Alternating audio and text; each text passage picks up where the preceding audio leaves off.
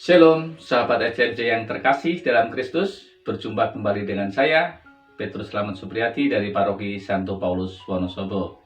Edisi Kamis 8 Juni 2023. Bacaan hari ini diambil dari Injil Markus bab 12 ayat 28 sampai 34. Saya terkesan dengan ayat yang ke-34 yang bunyinya, Yesus melihat bagaimana bijaksananya jawab orang itu, dan ia berkata kepadanya, engkau tidak jauh dari kerajaan Allah.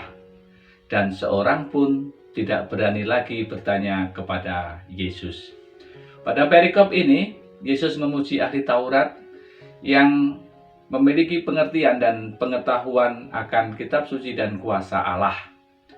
Sebelumnya, orang-orang Saduki yang berpendapat tidak adanya kebangkitan bertanya kepada Tuhan Yesus perihal perempuan yang menikah dengan 7 laki-laki bersaudara.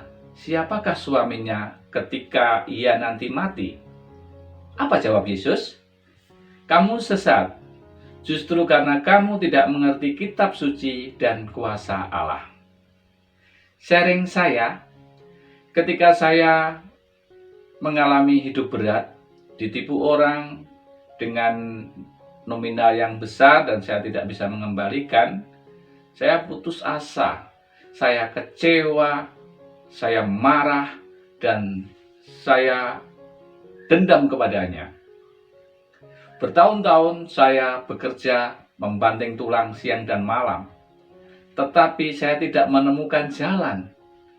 Untuk makan saja kesulitan. Situasi ini semakin membuat saya menyalahkan orang itu dan menyalahkan diri saya. Betapa tidak beruntungnya saya. Akhirnya saya sakit. Dalam kondisi sakit itulah istri saya selalu menasihati saya untuk berdoa dan berdoa. Hati kecil saya menjawab, saya sudah berdoa.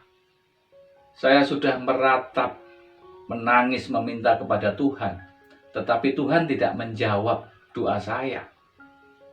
Hingga pada suatu ketika saya diajak istri saya untuk pengakuan dosa di masa Prapaskah.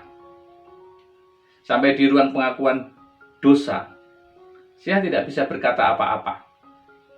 Sampai Romo menegur saya, ada yang mau diakukan atau diceritakan? Sampai 2 kali Romo menegur.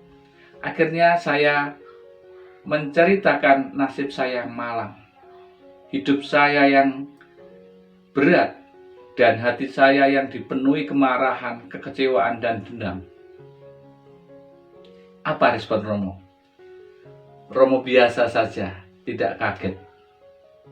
Setelah itu Romo menasihati saya, jika kamu beriman dan mengasihi Allah dengan cara membabi buta, maka kamu tidak akan pernah bertemu dengan Allah. Tetapi justru kamu sedang memaksa Allah untuk memenuhi setiap keinginanmu. Pandanglah salib, renungkanlah salib, maka kamu akan menemukan Tuhanmu. Sadarlah, di luar sana banyak orang yang mengalami sepertimu. Mungkin lebih berat daripada kamu.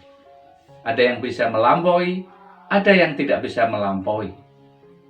Semuanya tergantung bagaimana seseorang menyerahkan dirinya kepada Allah dan bagaimana seseorang menyikapi kehidupannya masing-masing. Sepulang dari pengakuan dosa, biasa-biasa saja. Saya tidak merasakan apa-apa. Tetapi malam-malam berikutnya, nasihat Romo terngiang-ngiang di telinga saya. Mata hati dan pikiran saya diarahkan kepada salib. Saya sering memandang salib. Saya sering merenunginya. Seolah-olah saya merasakan apa yang dialami oleh Tuhan Yesus 2000 tahun yang lalu. Disiksa, dihina, jatuh sampai 3 kali, dimahkotai duri, dan sampai puncak Golgota, kaki dan tangannya dipaku di kayu salib. Akhirnya saya merubah cara doa saya. Saya tidak lagi meminta supaya masalah saya terselesaikan. Saya tidak meminta supaya saya berhasil menjadi orang besar atau memiliki kekayaan. Tidak. Saya meminta supaya Tuhan menyertai saya. Saya meminta agar saya diberi kekuatan, diberi terang, dan dibimbingnya. Perlahan-lahan saya mengalami kesejukan dalam hati yang jernih dan pikiran yang bersih. Hidup saya diubah menjadi lebih baik. Yang dulu tidak bisa, akhirnya sekarang menjadi bisa. Dari sini saya baru tahu bahwa beriman itu tidak hanya dengan hati dan rasa, tetapi dengan pengetahuan. Agar saya memahami dan mengetahui karakter Allah yang Maha Pengasih dan Penyayang. Dan dengan pengetahuan, saya bisa merasakan kehadiran Allah lewat orang-orang di sekitar saya. Dan dengan cara mengasihi sesama seperti mengasihi diri sendiri. Sahabat STMJ yang terkasih, melalui ayat ini saya sungguh diteguhkan untuk menjadi murid yang selalu belajar mengenali Tuhan lebih dalam lagi dan belajar memahami kehendak Tuhan lewat pelayanan-pelayanan saya. Dan saya percaya bahwa hanya dengan cara ini saya akan menemukan sukacita saya dalam nama Tuhan Yesus Kristus. Demikianlah sharing saya, sahabat STMJ yang terkasih dalam Kristus. Berkah dalam.